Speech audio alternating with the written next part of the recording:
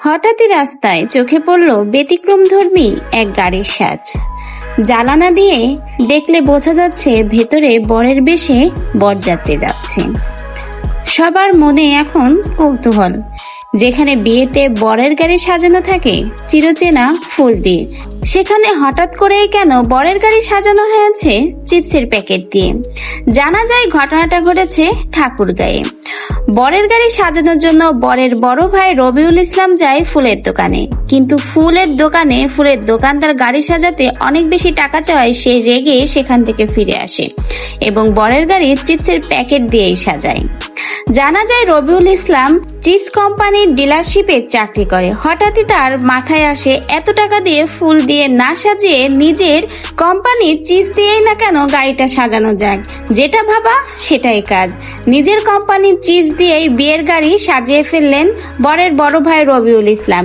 এতে বিয়েতে বরের গাড়িও যেমন সাজানো হলো, নিজ ব্যবসার পণ্যের প্রচারণাও করা হলো।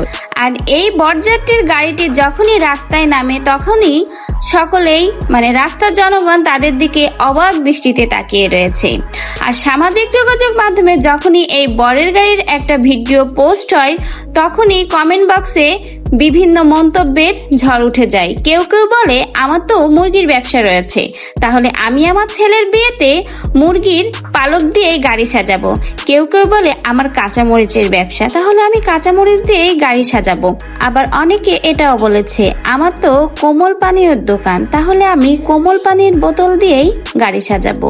তো ভিউয়ার্স, আপনি ভেবে রাখেন আপনার বিয়েতে কি দিয়ে আপনি গাড়ি সাজাবেন।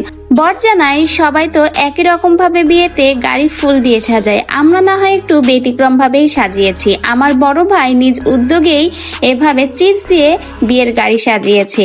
এতে যেমন গাড়িটাও সাজানো হলো, ঠিক তেমনি আমাদের নিজ ব্যবসার পণ্যের প্রচারণাও হলো।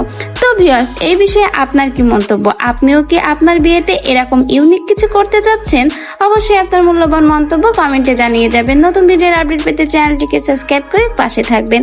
ধন্যবাদ।